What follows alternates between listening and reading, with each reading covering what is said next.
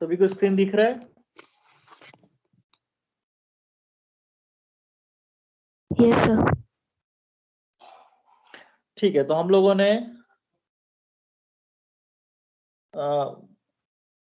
कुछ चीजें पढ़ी है स्टेप इनपुट वाली, कुछ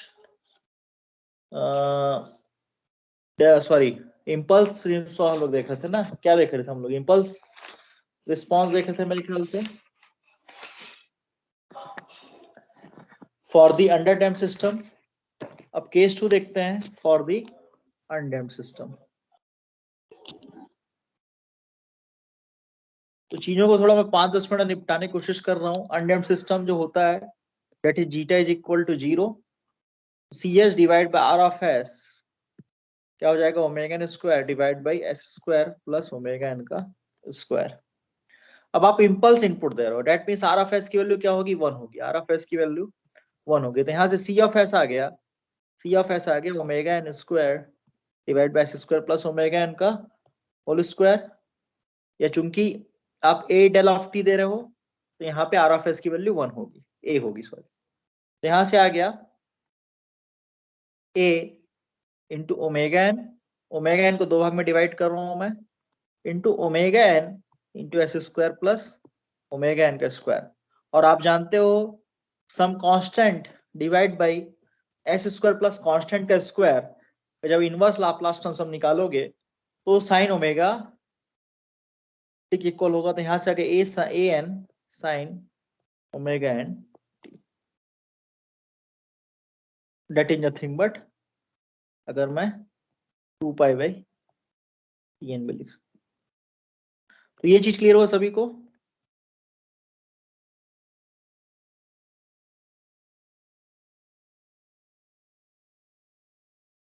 तो ये जो ग्राफ है आपको दिख रहा है जैसे कि हमेशा की तरह हम लोग देख रहे थे कि ऑक्सीलेटरी आउटपुट मिलेगा अनडैम्प्ड के केस में। तो ये हो गया।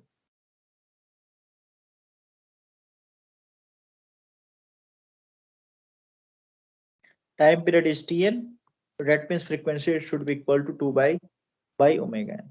ठीक है। अगर आप बात करें परसेंटेज अंडरशूट के बारे में बात करें, ओवरशूट के पे देखें, मान लीजिए मैं हाफ टाइम पीरियड का एरिया निकालना चाह रहा हूँ। ठीक है, इतना इतना टाइम पीरियड का एरिया निकालना चाह रहा हूँ। तो मान लीजिए मेरा सी ऑफ टी है, उसका एरिया निकाला हाफ टाइम पीरियड के लिए, तो देखते हैं कितना निकलेगा। तो एरिया ऑफ ए वन, अगर मैं चर्चा करूँ area of A one that is nothing but 0 to T N by 2 half time period और omega N into A into sine omega N, जो भी आउटपुट आया है तो डिफरेंशिएट करोगे with respect to T T, तो ये करके देख लेना, ये आएगा 2a। ऊपर का एरिया 2a है, नीचे का एरिया भी कितना है? 2a है। ऊपर का एरिया भी कितना है आपका? 2a। ठीक। तो अगर मैं परसेंटेज ओवरशूट के बारे में बात करूं तो इस पॉइंट में हम लोग देखें तो मैंने आपको बताया था परसेंटेज ओवरशूट हम लोग जो देखते हैं, हम लोग को एरिया ए चाहिए था क्योंकि मैं इनपुट दिया हूं ए डेल ऑफ टी। मेरे को एरिया कितना चाहिए था? ए चाहिए था। लेकिन मेरे को एरिया कितना मिल रहा है? 2a मिल रहा है। तो डेट मीन्स अगर परसेंटेज ओवरशूट देखें तो जो एरिया यू हैव रिसीव्ड या फिर अचीव्ड इज 2a। तो 2a इस पॉइंट तक minus A divide by area जो आप चाहते थे ए। तो यहाँ से कितना आ गया आपका? 100% ओवरशूट। इसी तरीके से ये 100% अंडरशूट भी निकाल लेना, तो भी एरिया कितना आएगा? कितना आएगा आपका? 100% ही आएगा। तो मैंने बताया था कि ओवरशूट और undershoot in the case of undamped system हमेशा क्या आएगा? 100% ही आएगा, क्योंकि जीटा 0 है और जीटा 0 है तो परसेंटेज एफ कितना होगा? 1 होगा। क्लियर है?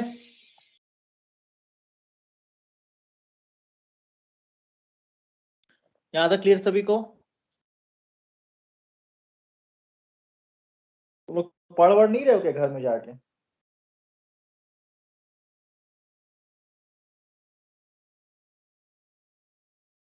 क्यों भाई?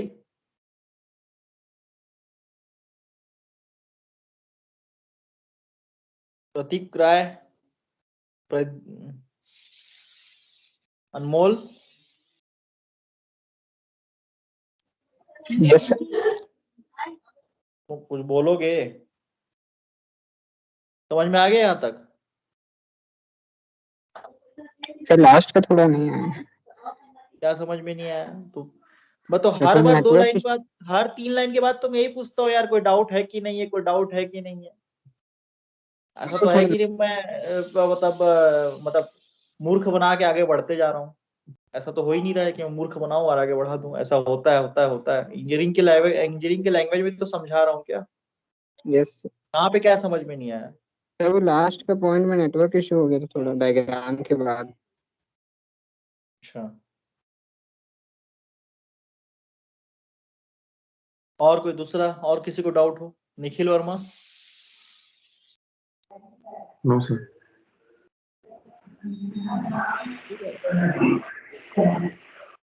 हम लोग परसेंटेज ओवरशूट निकाल रहे थे,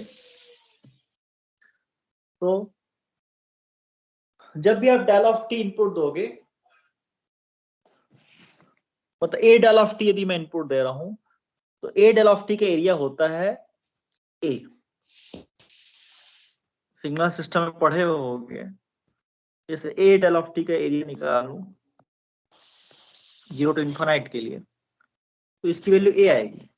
क्यों? क्योंकि टी इज इक्वल टू 0 पे की वैल्यू एग्जिस्ट करती है, और टी इज इक्वल टू 0 पे डेल ऑफ टी की वैल्यू 1 होती है। तो that means A into 1, that is nothing but A. या फिर अगर आप एरिया देख लेना, minus tau by two A by tau, ये डेल ऑफ टी का लिमिट टाउ टेंडिंग टू 0। तो ये करोगे तो भी एरिया आपको ए मिलेगा।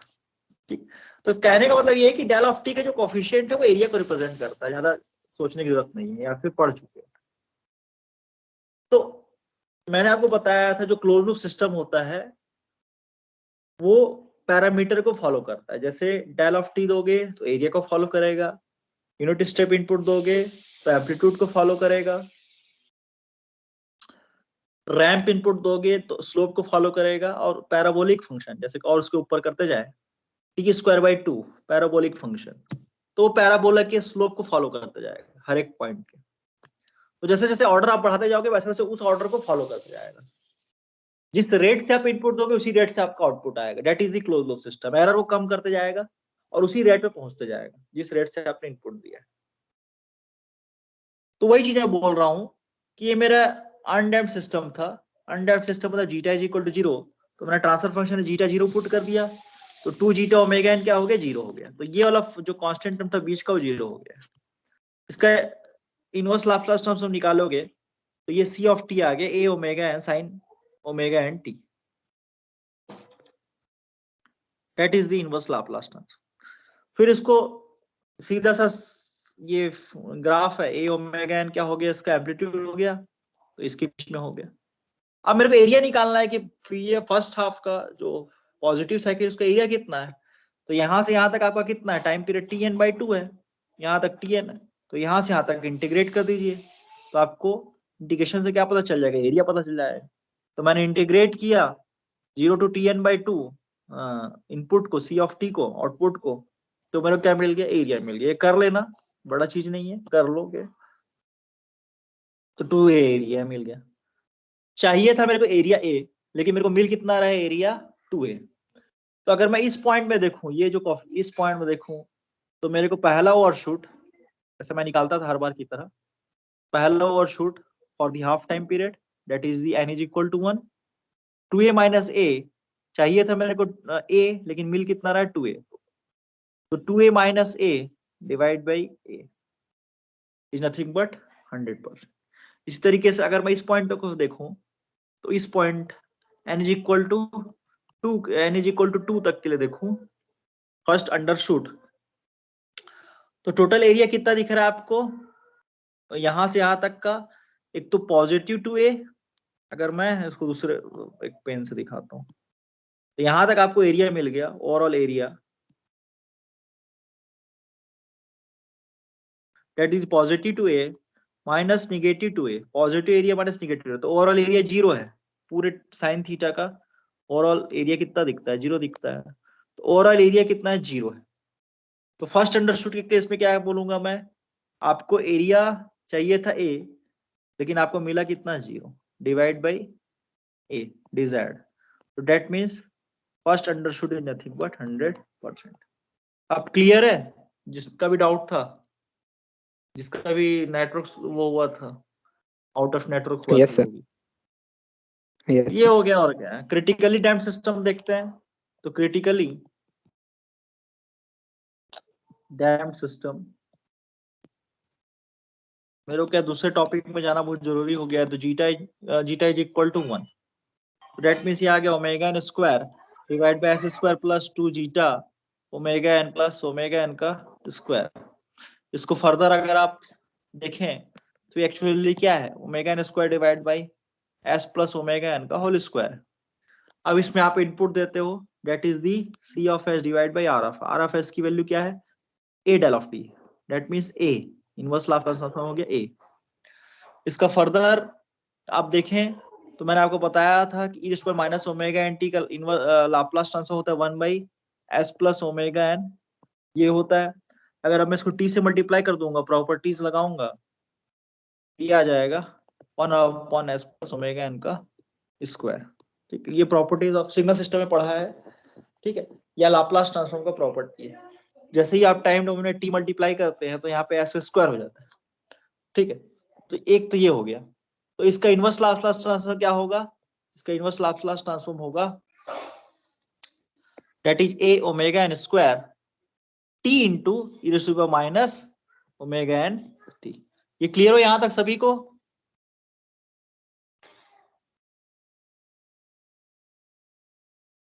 Yes sir. किसी को डाउट? तो ये इनवर्स लाप्लास ट्रांसफॉर्म पर सिखा रहा हूं और कुछ नहीं कर रहा हूं, थोड़ा पढ़ो जाके। तो ये हो गया। ठीक है, तो 1 upon S plus omega N square की जगह मैं क्या लिख रहा हूँ, T into E to the power minus omega N T. अब इसका ग्राफ यदि आप देखोगे तो चीजों को, अगर मैं बस ग्राफ सिखा रहा हूं बस आपको, ये तो कांस्टेंट टर्म हो गया, इससे कोई दिक्कत ही नहीं है, कांस्टेंट। अगर मैं T into something power omega N की वैल्यू 1 ले लो, ओमेगा एन की वैल्यू 1 ले लो, और ए की वैल्यू भी 1 ले लो, कांस्टेंट है। तो टी इंटू ए माइनस टी एक्चुअली क्या, अगर आप देखें एक्चुअली में क्या रिप्रेजेंट कर रहा है।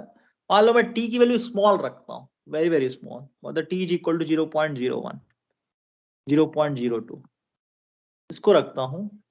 तो ये एक्चुअली क्या हो रहा है, 0.01 into E to the power minus 0.01। ठीक है, तो ई की पावर जो है ऑलमोस्ट जीरो के इक्वल है, जीरो के आसपास है, ऑलमोस्ट जीरो। तो ये एक्चुअली में e to the power zero, that means 1 के आसपास आएगा। इसकी वैल्यू कितनी आएगी, कैलकुलेटर से देख लेना, 1 के आसपास आएगी। मतलब ये वैल्यू 0.01 आ रही, और ये 0.01 जो वैल्यू आ रही है ये एक्चुअली टी को रिप्रेजेंट कर रहा है। मतलब कहने का मतलब ये है मेरा, जब आप टी की वैल्यू बहुत कम रखोगे तो T into S minus T actually behave करेगा, जो ग्राफ आपका टी की तरह बिहेव करेगा, मतलब लीनियर नेचर बिहेव करेगा। जब टी की वैल्यू बहुत कम रहेगी तो T into S minus T क्या है, लीनियरली बिहेव करेगा। लेकिन जो ऐसी मैं टी की वैल्यू हायर कर लेता हूँ, ठीक है, टी की वैल्यू हायर कर देता हूँ, मान लीजिए टी की वैल्यू में 7 रख देता हूँ, या 6 रख देता हूँ, या 2 रख देता हूँ, तो ऐसे केस में क्या दिख रहा है आपको, टी डेट इज 7 इंटू E raise to the power minus 7। E की पावर माइनस 7 बहुत कम होता है। जैसे E raise to the power minus 4 हमने देखा था, वो 0.0018 था। ये E raise to the power minus 7 आप निकालना कैलकुलेटर में, इसकी वैल्यू बहुत कम होगी, ऑलमोस्ट क्या होगी, ऑलमोस्ट क्या होगी, ये 0 होगी। तो 7 इंटू 0, तो ये क्या कर दिया, एक्चुअली ग्राफ को पूरा का पूरा 0 बना दिया। तो that means T into minus T for higher time, मतलब जब टी की वैल्यू बहुत ज्यादा बढ़ा दोगे तो एक्चुअली में ये जो फैक्टर है टी पावर माइनस टी, ये फिगर में आ जाएगा और चीजों को 0 कर देगा। ये चीज क्लियर हुआ कि नहीं?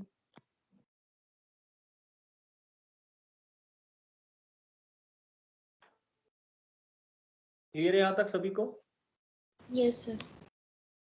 तो पॉइंट ये है, अगर नहीं समझ में आया तो भी अच्छी बात है, समझ में आया तो अच्छी बात है। पॉइंट ये है कि ग्राफ कैसा बनेगा। तो पॉइंट ये है, जब टी की वैल्यू 0 बहुत पास में रहेगी t इंटू माइनस टी का जो ग्राफ होगा वो लीनियरली बिहेव करेगा, लगभग लीनियर होगा। लेकिन जैसे ही हम हायर टी के बारे में चर्चा करेंगे तो वो एक्सपोनेंशियल बिहेव करेगा, और ऐसा बिहेव करेगा कि एक वैल्यू के बाद वो ऑलमोस्ट जीरो हो जाएगा। ये ग्राफ सिखा रहा हूं, मतलब एक ग्राफ थ्योरी का बुक आता है तो 300 पेज का, वो ले लेना, या अगर IIT JEE की तैयारी किया होगा तो याद होगा कुछ। तो ये हो गया। तो ग्राफ कुछ इस तरीके से बनेगा इसका, क्रिटिकली डैम्प्ड सिस्टम का, इन द केस ऑफ जब आप इनपुट दोगे डेल ऑफ टी। अब इसके एरिया के बारे में चर्चा कर लेते हैं। तो मैंने आपको बताया था क्रिटिकल डैम्प्ड सिस्टम के लिए जो आपका steady state steady state time जो आएगा, दैट इज सेटलिंग टाइम। तो सेटलिंग टाइम 6/ओमेगा n आता है, मैंने आपको बताया था। तो अगर एक बार कोशिश करते हैं कि 6/ओमेगा n तक का एरिया निकाल के देखते हैं।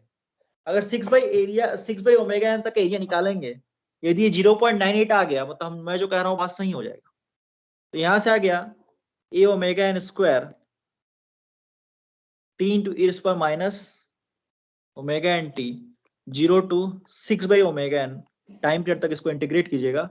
ठीक है, इसको ओमेगा n की वैल्यू कुछ भी ले लेना, 1 ले लेना, और इसको घर में जाके इंटीग्रेट करना।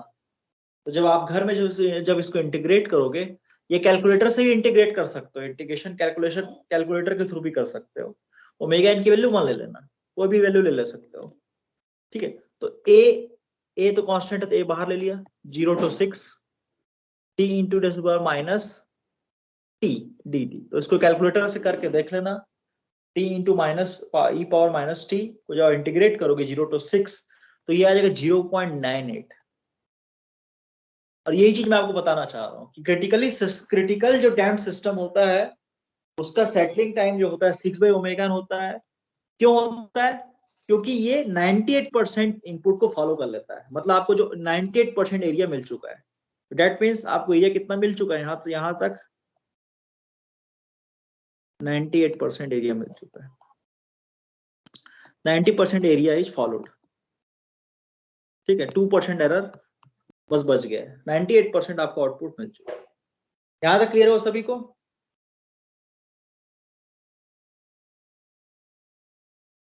Yes, sir. ठीक है, तो अभी हम लोग 2 सिस्टम पढ़ चुके हैं, क्रिटिकल, और 3 सिस्टम पढ़ चुके हैं। क्रिटिकल हो गया, अनडैम्ड हो गया, और आपका अंडर डैम्पिंग हो गया। तो तीनों इनपुट्स, तीनों सिस्टम में हमने डेल ऑफ टी इनपुट दिया, इंपल्स इनपुट दिया, कैसे एरिया फॉलो करता है, चीजों को देखा। अब बात होती है लास्ट वाला जो सिस्टम है, that is the case 4, that is the over damped system. Over damped system, तो बस उसको बहुत फास्ट समझा रहा हूँ। ओवर डैम्प्ड सिस्टम का दो आपको याद होगा, दो आपके पोल्स है, minus omega n plus omega root over zeta square minus 1, और एक पोल था minus omega n root over zeta square minus 1।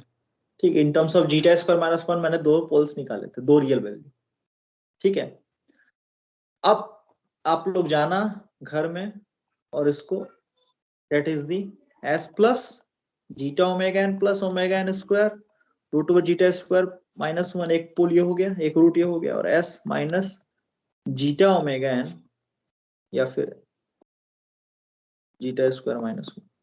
ठीक है, आर ऑफ एस की वैल्यू ए है तो ए मल्टीप्लाई हो जाएगा, तो यहाँ से सी ऑफ एस आ गया। इसका इनवर्स लाप्लास ट्रांसफॉर्म निकालोगे तो कुछ है नहीं, ये that is the partial fraction करोगे तो ए नॉट की वैल्यू आ जाएगी A omega n divide by 2 zeta square minus 1, और ए वन की वैल्यू आ जाएगी minus A not, that means minus A omega n divide by 2 root over zeta square minus 1। फिर इसका इनवर्स लाप्लास ट्रांसफॉर्म निकालोगे, तो इनवर्स निकालोगे तो A omega n 2 into zeta square minus 1, पहला पोल आपका, पहला pole that is zeta omega n minus omega n root over zeta square minus 1 into t minus zeta omega N plus omega n √(g²-1) तो दूसरा पोल। Clear है? ये आएगा, बस ये पार्शियल फ्रैक्शन बस कर लेना, ठीक है।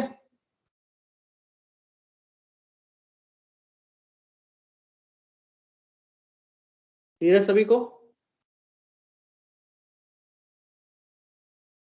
Yes, sir. दो एक्सपोनेंशियल है, एक आपका एक पोल जो होगा, जो करीब वाला पोल होगा, दैट इज दी, क्या बोलते हैं इसको,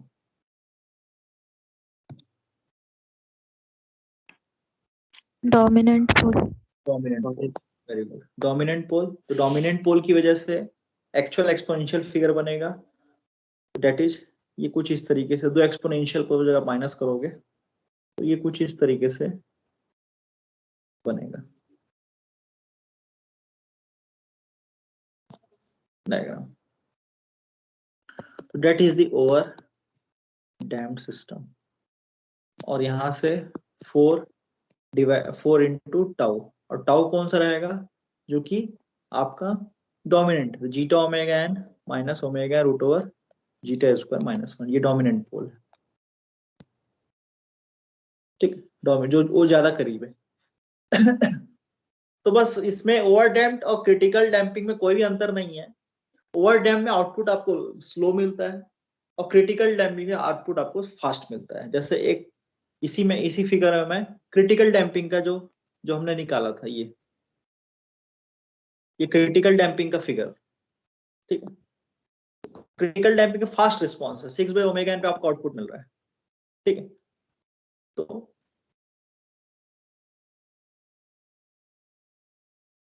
ये आपका, अगर मैं इसी फिगर में आपको क्रिटिकल डैम्पिंग बताऊं तो ये कुछ ऐसा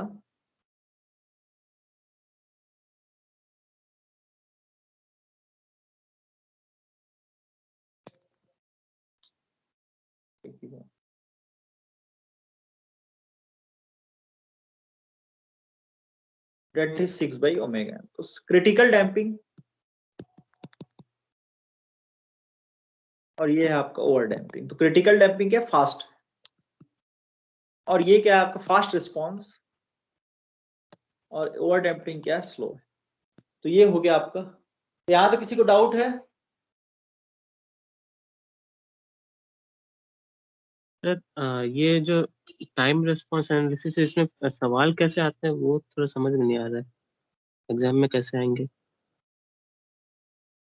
एग्जाम में आपको बोल देगा कि सेकेंड ऑर्डर सिस्टम है, सेकेंड ऑर्डर सिस्टम है, उसके ऑल द जीटा के लिए उसका रिस्पॉन्स निकाल के दिखाइए।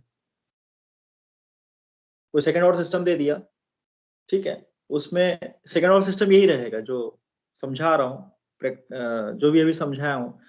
तो अभी हमने क्या देखा, सेकेंड ऑर्डर सिस्टम में शुरू में देखा, सबसे पहले देखा हमने यूनिट स्टेप इनपुट देखा, फिर देखा आपने डेल ऑफ टी, ठीक है।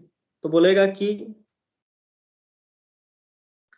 Second order system unit step input दे रहे हो, बताइए for the case critical damping के केस में कैसा आउटपुट मिलेगा, क्रिटिकल डैम्पिंग के केस में, ठीक है। And find the all the parameters, ठीक है, एंड फाइंड ऑल दी, या फिर derive all the parameters, derive all the parameters उसमें लिख देगा, या फिर डिराइव ऑल दी पैरामीटर्स ना बोल देगा, derive the given parameters like, जैसे क्रिटिकल की जगह मैं लिख देता हूँ अंडर डैम्पिंग, बोलेगा टीपी निकाल के दिखाइए। फिर आपका पिक टाइम हो गया, या फिर सेटलिंग टाइम बताइए, या फिर परसेंटेज ओवरशूट बताइए। ऐसा एक सिस्टम, एक क्वेश्चन हो सकता है, ठीक है। फिर ऐसा बोल सकता है कि सेकेंड ऑर्डर सिस्टम है, आपने del of find the impulse response of, find the impulse response of second order system,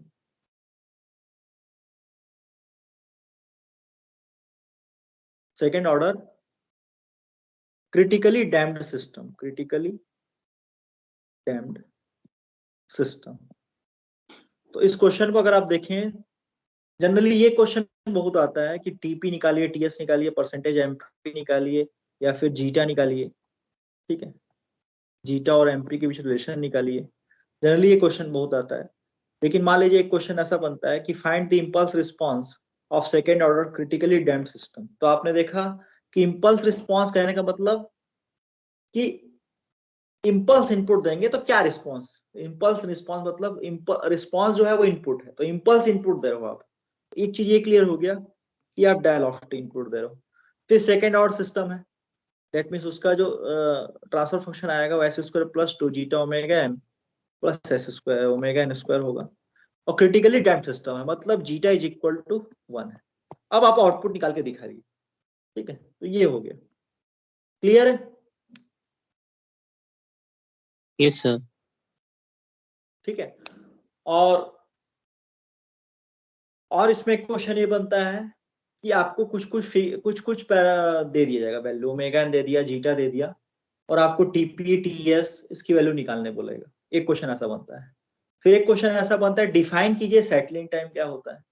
ऐसा जो सड़ा सा क्वेश्चन ऐसा भी आता है कि सेटलिंग टाइम डिफाइन कीजिए, या पीक टाइम डिफाइन कीजिए, या राइज टाइम डिफाइन कीजिए, ठीक है। तो राइज टाइम भी डिफाइन करने बोलेगा, ऐसा डिफाइन करके समझाना पड़ेगा। तो या तो डिफिनेशन के तरीके से लिख दो, या तो जो सीखे हो उसको चीजों को थोड़ा सा दिखा दो कि ऐसा होता है, फिगर के थ्रू दिखा दो कि हम लोग इस चीज को ऐसा समझें कि राइज टाइम कैसा दिखता है, या फिर सेटलिंग टाइम क्या होता है, एरर बैंड क्या होता है, उसको समझाओ। तो ये इस तरीके का ऐसा क्वेश्चन आता है। यहां तक आगे बढ़े? यस। इसमें हम लोग का अभी तक क्लोज लूप सिस्टम में, सेकंड सिस्टम में अब तक हम लोगों ने यूनिट स्टेप इनपुट दे दिया, यूनिट रैंप इनपुट दे दिया। स्टेप में स्टेप फॉलो किया, रैंप में रैंप नहीं दिया है। तो रैंप इनपुट को अभी मैं थोड़ा सा ब्रेक कर रहा हूँ, ठीक है। रैंप का इतना आसान नहीं एनालिसिस करना, थोड़ा सा ब्रेक कर रहा हूँ, ठीक है। कंसेप्ट आप समझ चुके हो कि रैंप यदि होगा तो बस ऐसी बस समझा देता हूँ, ये रैंप अगर सिग्नल है, ठीक है, तो क्रिटिकली डैम्प्ड के बारे में, क्रिटिकली डैम्प्ड सिस्टम होता तो कुछ इस तरीके से आउटपुट आएगा उसका, उसके स्लोप को फॉलो करेगा और ऐसा हो जाएगा, ठीक है। मान लीजिए क्रिटिकल, ये हो गया आपका for the case of zeta, that is the critical damping, some damping के साथ आउटपुट मिलना, क्रिटिकल और under damping, sorry under damping. Critical damping में जीटा इज इक्वल टू 1, तो जो भी आप इनपुट दे रहे हो that is the slope input दे रहे हो, तो after some time that is the 6 upon omega n, आपको आउटपुट जो है अंडर द बैंड मिल जाएगा। इसी तरीके से ओवरडैम्प्ड सिस्टम के बारे में बात करें तो ओवरडैम्प्ड सिस्टम थोड़ा स्लो रहता है, तो आउटपुट थोड़ा स्लो मिलेगा, ठीक है। दैट इज द 4 टाउ 2, जो भी डोमिनेंट पोल हो। लेकिन इसकी एनालिसिस करना देखो कितना, इसका एनालिसिस करना इसलिए डिफिकल्ट है क्योंकि आप इनपुट दे R of T, that is the A R of T, इसका इनवर्स लाप्लास या लाप्लास ट्रांसफॉर्म होगा A divide by S square. अब A divide by S square को ट्रांसफर फंक्शन से मल्टीप्लाई करोगे, that is the omega N square S square plus 2 zeta omega N S और plus omega N का whole square. तो जब ये यहाँ भी स्क्वायर है, यहाँ भी स्क्वायर टर्म है, तो इसकी एनालिसिस करना उतना आसान नहीं है। तो इसको थोड़ा सा ब्रेक कर रहा हूँ, एक टॉपिक और पढ़ लेते हैं, उसके बाद फिर चीजों को फिर से आएंगे हम, ठीक है। यहां तक किसी को डाउट?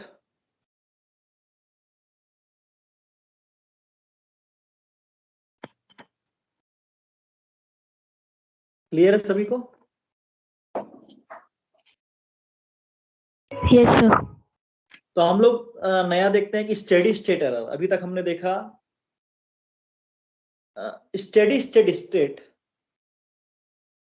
जो सेटलिंग टाइम निकाल रहे थे, सेटलिंग टाइम जो निकाल रहे थे, तो आफ्टर सम टाइम जो भी आपने इनपुट दिया और आउटपुट भी उसी के आसपास इक्वल हो जाता है। तो किस पॉइंट में कितना स्टेडी स्टेट एरर रहेगा, कितना एरर रहेगा किस पॉइंट में, ये पता करेंगे हम लोग स्टेडी स्टेट एरर से। नेक्स्ट है स्टेडी स्टेट एरर। ठीक,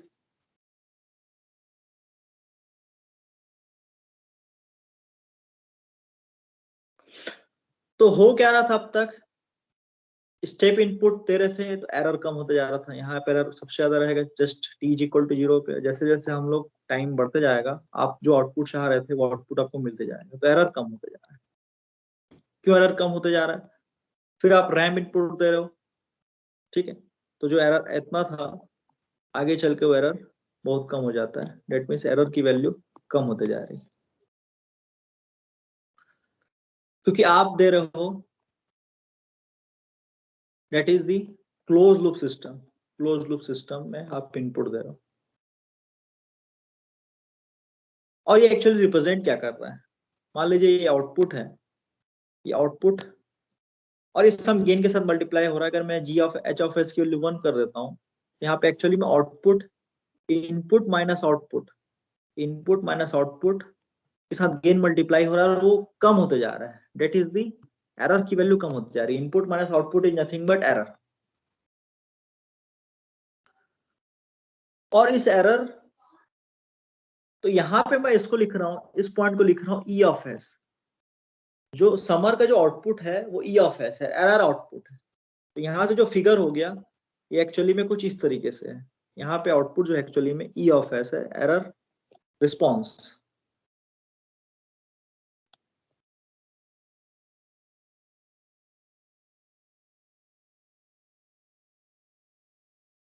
इनपुट दिया आपने r ऑफ s और आउटपुट c ऑफ, ठीक है। तो e ऑफ s यदि हम लोग निकाल रहे हैं किसी भी फ्रीक्वेंसी पे, e ऑफ s मतलब किसी, इसका अगर मैं इनवर्स निकालूंगा तो e ऑफ t निकलेगा। तो मैं e ऑफ t से किसी भी पॉइंट में t की वैल्यू 0 पुट करूं या t की वैल्यू मैं 2t पुट करूं या फिर t की वैल्यू 4 टाउ पुट करूं, तो मैं किसी भी पॉइंट में एरर निकाल सकता हूं। तो इस वजह से मैं बता रहा हूं कि e of s actually represent कर रहा है इनपुट माइनस आउटपुट। और इनपुट माइनस आउटपुट का जब e ऑफ s को हम लोग जब इनवर्स लाप्लास ट्रांसफॉर्म निकालेंगे तो हम लोग स्टेडी स्टेट एरर निकाल लेंगे किसी भी पॉइंट, किसी भी टाइम पीरियड पे। ये चीज क्लियर हुआ कि नहीं हुआ?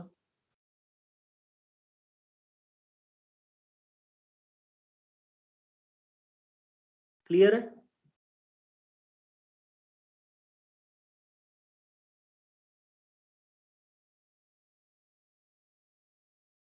Yes, sir.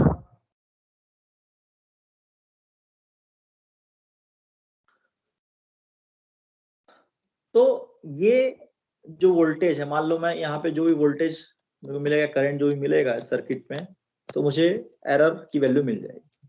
एक तो ये हो गया। अब इसको थोड़ा सा मैं, मान लो मैं इस वायर को खींच रहा हूँ, ये जो ई ऑफ एस के सामने एक वायर है उसको खींच रहा हूँ, अच्छे लंबे से खींच रहा हूँ, तो आपको फिगर कुछ कैसा दिखेगा जब आप इसको ई ऑफ एस को खींचेंगे?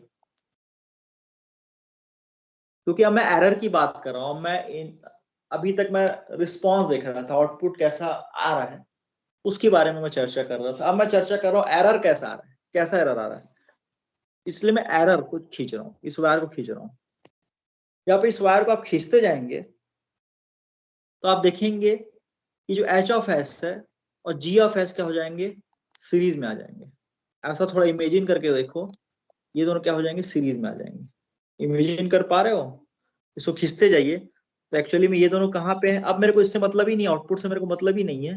अब मेरा जी ऑफ एस और एच ऑफ एस क्या दिख रहा है, एक सीरीज में दिख रहा है, एक साथ दिख रहा है। ये चीज क्लियर हो रहा है सभी को? Yes, sir. ठीक है। ऑल्दो यहाँ से आउटपुट है मेरा, यहाँ से मेरा सी ऑफ एस एक आउटपुट है, output from the open loop transfer function या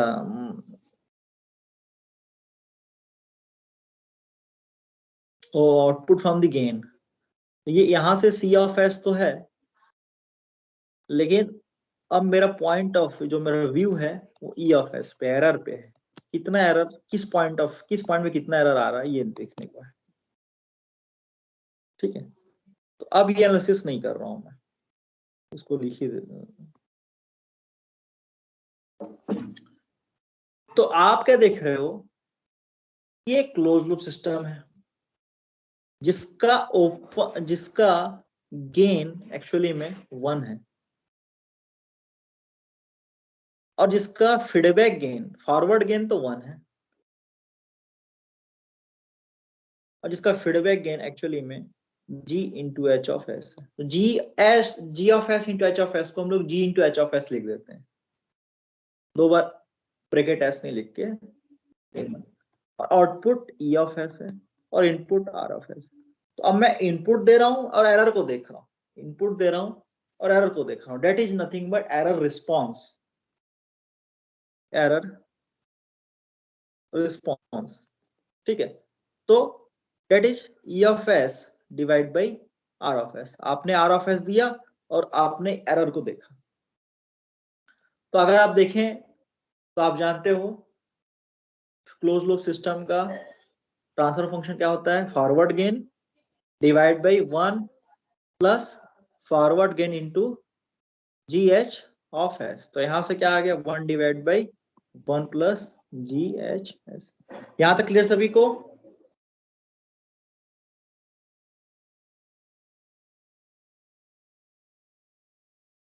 Yes, sir.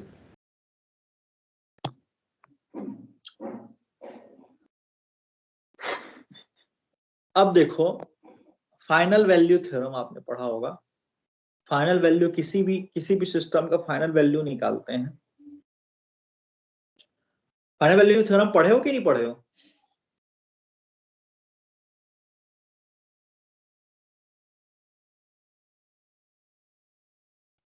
मैथमेटिक्स में पढ़े होगे?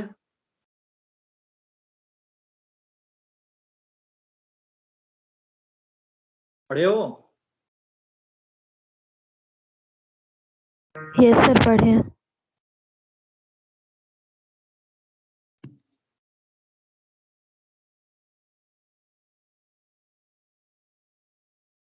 इस सिस्टम का फाइनल वैल्यू क्या होगा?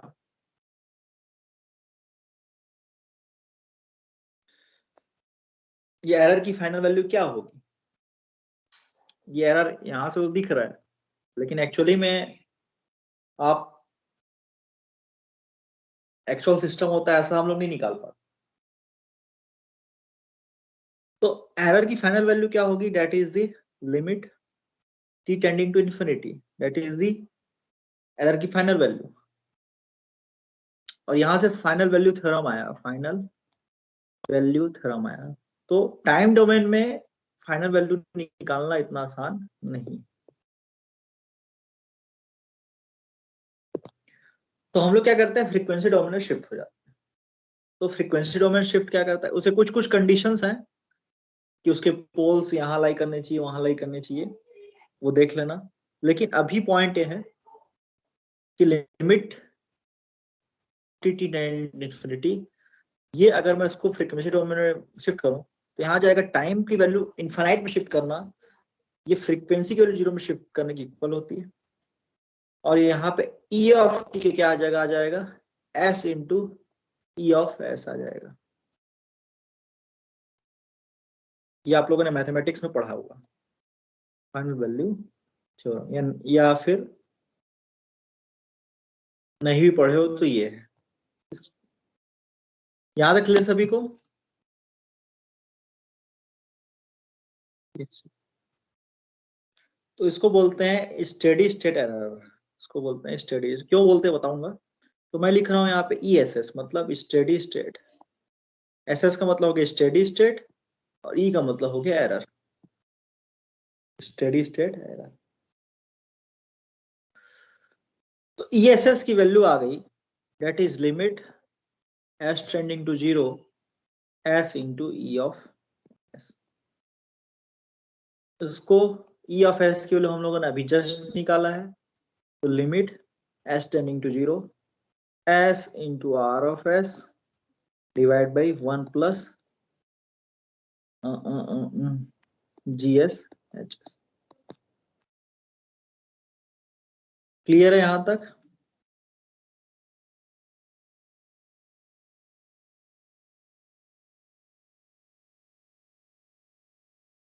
E ऑफ S की वैल्यू पुट कर रहा हूं, R of S divide by 1 plus GHS।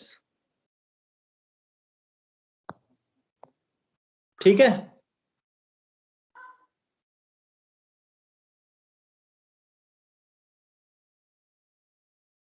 ठीक है भाई, सबको क्लियर है? Yes, sir.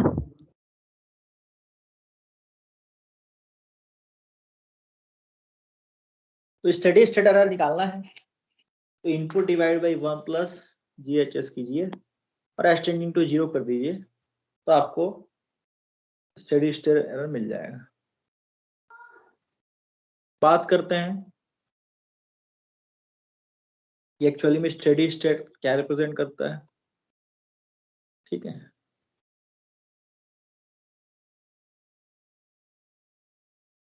Steady state condition आप लोग कई बार इस शब्द सुन चुके हो। मान लीजिए आप लोगों ने पहले क्लास में जैसे पढ़ा होगा, तो आपका रिस्पांस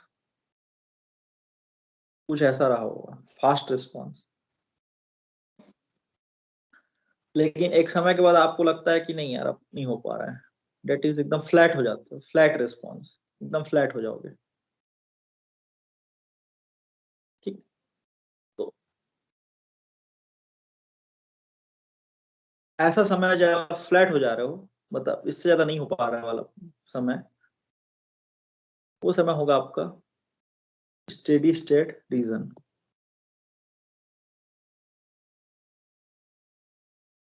स्टेडी स्टेट रीजन, और ये होगा जब ट्रांजिएंट रीजन, ट्रांजिट रीजन ही बता चुका हूं, और स्टेडी स्टेट एरर हो गया, या स्टेडी स्टेट स्टेट ये वाला, ये रीजन। ठीक है, क्विक रिस्पांस जो भी मिलेगा आपको, ऑक्सीलेटरी रिस्पांस जो भी मिलेगा, वो इन द ट्रांजिट रीजन मिलेगा, ट्रांजिशन ऑफ द आउटपुट्स। ठीक है, या फिर डैम्पिंग रिस्पांस, या फिर ऑक्सीलेटरी रिस्पांस, ये सारा जो आएगा ये ट्रांजिट रिस्पांस रीजन में आएगा। जब आपका आउटपुट इनपुट के ऑलमोस्ट इक्वल हो जाए, तो वो रीजन होगा आपका स्टेडी स्टेट रीजन। तो यहां तक क्लियर है सभी को?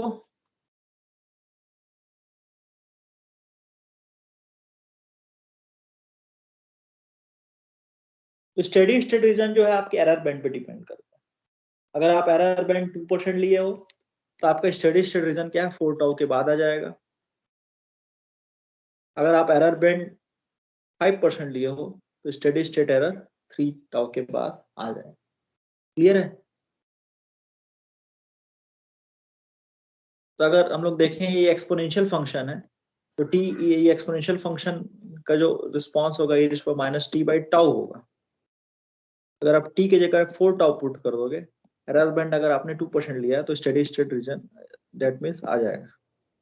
लेकिन मान लो मैं actual steady state error, steady state actual कब होगा, जब एक्सपोनेंशियल टर्म ही खत्म हो जाए, that means t is equal to infinite, that means infinite by tau, it is nothing but g, exponential term ही ना हो। क्लियर है?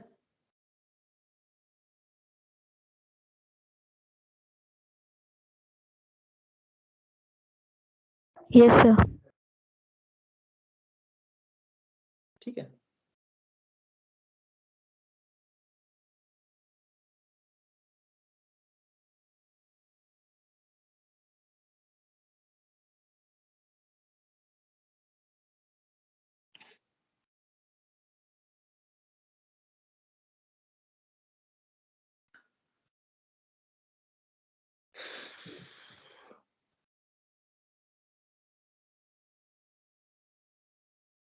तो इनपुट और आउटपुट के बीच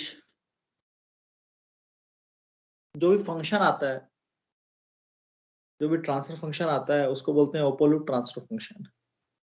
अगर बात करें ओपन लूप के बारे में चर्चा करें, तो ओपन लूप में मैंने आपको बताया था क्लोज लूप नहीं होता। आपने इनपुट दिया, आपको आउटपुट मिला, और आउटपुट क्या होगा, मान लीजिए ये g ऑफ s है, तो आउटपुट जो होगा वो g of s into input होगा। आपका स्विच था, आपने स्विच ऑन किया तो ऑन हो गया, स्विच ऑफ किया तो ऑफ हो गया, that is the open loop transfer function. अब यहीं पे रेगुलेटर लगा रहे हो, ठीक है, जी ऑफ एस भी लगा रहे हो, अब कंट्रोल भी दे रहे हो, कंट्रोल मैकेनिज्म भी दे रहे हो, that means H of S भी है, ठीक है। अगर आप देखें, इसको मैं हटा दूं तो यहां पे मेरा इनपुट एक्स है, और एक्चुअली जो आउटपुट आप ले रहे हो वो यहां तक आउटपुट है, और इनपुट माइनस आउटपुट, तो इनपुट और आउटपुट के बीच में जो गेन मिल रहा है आपको, that is G of S भी है और एच ऑफ एस भी है। एरर को निकालने के लिए, एक्स माइनस वाई को निकालने के लिए जी ऑफ एस से भी होके जा रहा है और एच ऑफ एस से भी होके जा रहा है। तो इस केस में ओपन लूप ट्रांसफर फंक्शन क्या होगा, जब मैं लूप को ओपन कर रहा हूँ, ठीक है, इनपुट और आउटपुट को ओपन कर रहा हूँ, तो ऐसे केस में ट्रांसफर फंक्शन होगा open loop transfer function that is GHS। तो कई बार आपको क्वेश्चन में दिया रहेगा ओपन लूप ट्रांसफर फंक्शन, तो कई लोग ओपन लूप ट्रांसफर फंक्शन तो कई लोग कंफ्यूज जाते हैं कि actually open loop transfer function क्या है। तो इनपुट और आउटपुट को खोल के रख दिया, तो जो भी गेन टर्म आ रहा है, तो जी ऑफ एस भी आ रहा है और एच ऑफ एस भी आ रहा है, दोनों सीरीज में आ रहा है, तो that means G of S into H of S. तो ओपन लूप ट्रांसफर फंक्शन आपको क्वेश्चन में दिया रहेगा, तो ओपन लूप ट्रांसफर फंक्शन से ये मत समझ लेना कि ओपन लूप ट्रांसफर फंक्शन का मतलब होता है G of S. Open loop transfer function का मतलब होता है G of S into H of S. ये चीज क्लियर हुआ कि नहीं हुआ?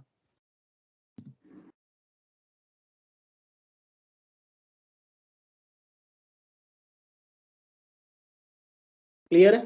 यस। उसको OLTF भी बोलते हैं, ठीक है। तो इनपुट और आउटपुट के बीच में जब आप ओपन लूप सिस्टम में देख रहे थे तो आपको जी ऑफ एस ही दिख रहा था, तो उस केस में ओपन लूप ट्रांसफर फंक्शन मैं बोल सकता हूँ कि जी ऑफ एस है। लेकिन जब क्लोज लूप देख रहे हो तो इनपुट और आउटपुट के बीच में जब एरर निकाल रहे हैं, तो इनपुट और आउटपुट के बीच में जी ऑफ एस भी है और एच ऑफ एस भी है, और दोनों सीरीज में है। तो ऐसे केस में open loop transfer function in the case of closed loop system के केस में G of S into H of S होगा, या फिर उसको G into H of S भी बोलते हैं। तो एक्चुअली में ये क्या दिखा रहा है आपको, limit S tending to 0 S into R of S into input divide by 1 plus open loop transfer function, that is the steady state error, ठीक है। तो आपको क्वेश्चन में ओपन लूप ट्रांसफर फंक्शन दिया रहेगा, हो सकता है कि मैं उसमें थोड़ा सा वेरिएशन करके आपको थोड़ा सा चीजों को थोड़ा अलग कर दूं, लेकिन ओपन लूप ट्रांसफर फंक्शन मतलब समझ लेना कि वो GS into H of S दिया हुआ है। तो ये हो गया फाइनल वैल्यू थ्योरम से हम लोग स्टेडी स्टेट एरर निकाल रहे हैं। अब एक दो केस देखते हैं। Case 1 that is the for the step input. तो स्टेप इनपुट के लिए क्या आउट फॉर स्टेप इनपुट,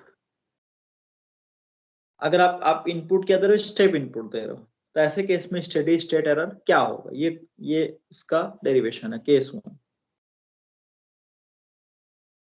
तो R of T that is nothing but step input है, तो इनपुट क्या होगा, ए यू ऑफ टी होगा।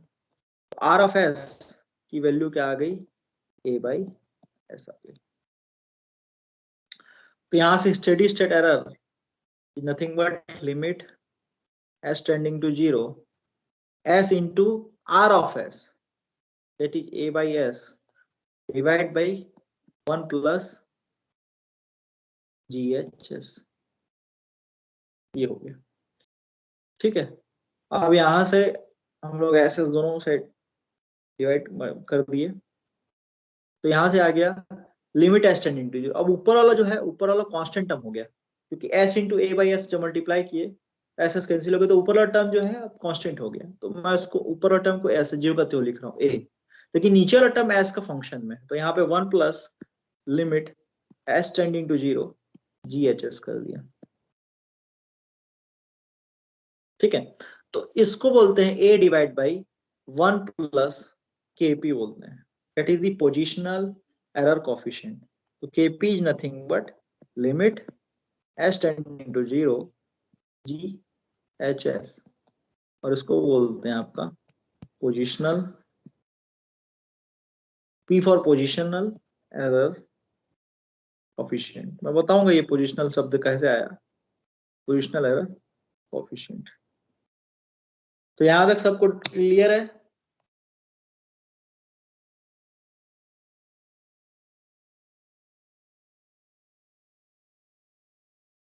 Yes, sir.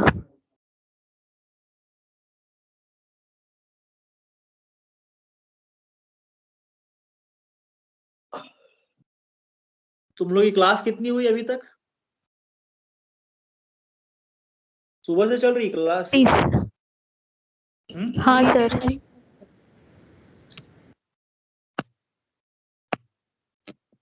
ठीक है, तो यहीं तक रखते हैं। लेकिन 2 मिनट रुको।